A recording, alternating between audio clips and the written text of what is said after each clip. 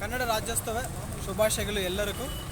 ನನ್ನ ಹೆಸರು ರಾಜಕುಮಾರ್, ತಂದೆ ಹೆಸರು ಶ್ರೀನಿವಾಸರು, ಅಮ್ಮನ ಹೆಸರು ಆದಿಲಕ್ಷ್ಮಿ. ನಾನು ತಮಿಳುನಾಡು ವೇಲೂರು ಡಿಸ್ಟಿಕ್ಕಿಂದ ಬೆಂಗಳೂರಿಗೆ ಜೀವನ ನಡೆಸೋಕ್ಕೋಸ್ಕರ ಬಂದಿದ್ದೀನಿ.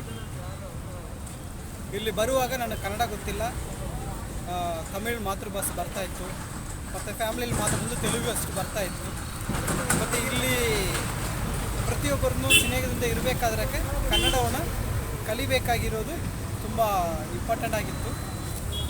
ಜೊತೆಲಿ ಕೆಲಸ ಮಾಡ್ತಿರುವ ಒಬ್ಬರು ನಮ್ಮ ಸ್ನೇಹಿತರು ಹೇಳಿದ್ರು, ನೀವು ತಮಿಳ್ನಾಡಿನೆಲ್ಲ ಬಂದು ನಮಗೆ ತಮಿಳಿಗೆ ಕಲಿಸ್ಕೊಡ್ತೀರಾ, ನಮ್ಮ ಮಕ್ಕಳ ಕನ್ನಡ ಕಲಿಯಲ್ಲ ನೀವು ಅಂತ ಹೇಳಿದ್ರು. ನಾನು ಆವಾಗ ಅವ್ರ ಹತ್ರ ಹೇಳಿದೆ, ನೀನು ನನ್ನ ಹತ್ರ ಕನ್ನಡದಲ್ಲೇ ಮಾತಾಡಿ, ನಾನು ಕಲ್ತ್ಕೊಂಡು ನಿಮ್ಮ ಜೊತೆಲಿ ಮಾತಾಡಿಲ್ಲ ಅಂದರೆ ಕೇಳಿ ಅಂತ ಹೇಳಿದ್ದೀನಿ. 6 ತಿಂಗಳ ಒಳಗಡೆ ಕನ್ನಡದಲ್ಲೇ ಮಾತಾಡಲಿಕ್ಕೆ ಕಲ್ತಿದ್ದೀನಿ.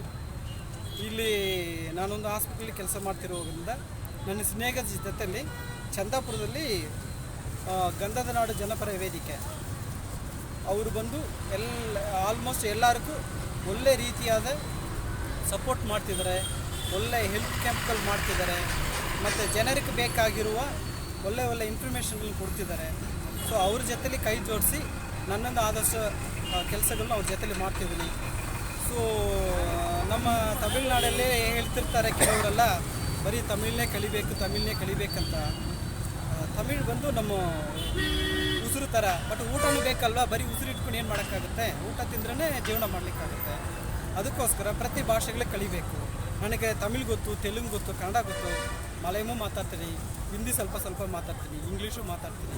ಇಷ್ಟು ಲ್ಯಾಂಗ್ವೇಜ್ಗಳು ಗೊತ್ತಿರೋದ್ರಿಂದ ಆಲ್ಮೋಸ್ಟ್ ಎಲ್ಲರ ಹತ್ರನೂ ಈಸಿಯಾಗಿ ಪ್ರತಿಯೊಂದು ಟ್ರಾನ್ಸ್ಲೇಟ್ ಒಬ್ಬೊಬ್ಬರು ಮಾತಾಡೋದನ್ನ ತಿಳ್ಕೊಂಡು ಕೆಲವ್ರಿಗೆ ಸಹಾಯ ಮಾಡಲಿಕ್ಕಾಗುತ್ತೆ, ಕೆಲವ್ರ ಜೊತೆಯಲ್ಲಿ ಒಳ್ಳೆಯ ಇನ್ಫಾರ್ಮೇಷನ್ ತಗೊಳ್ಲಿಕ್ಕೂ ಆಗುತ್ತೆ. ಅದಕ್ಕೋಸ್ಕರ ದಯವಿಟ್ಟು ಇದೇ ಭಾಷೆ ಇದೇ ಬೇಕಾದಂಥ ಓಡಾಡಬೇಡಿ, ಪ್ರತಿ ಭಾಷೆನೇ ಕಲೀರಿ, ನಿಮ್ಮ ಭಾಷೆಗೂ ಅಭಿಮಾನ ಇರುತ್ತೀರಿ. ಅದಕ್ಕೋಸ್ಕರ ಎಲ್ಲರಿಗೂ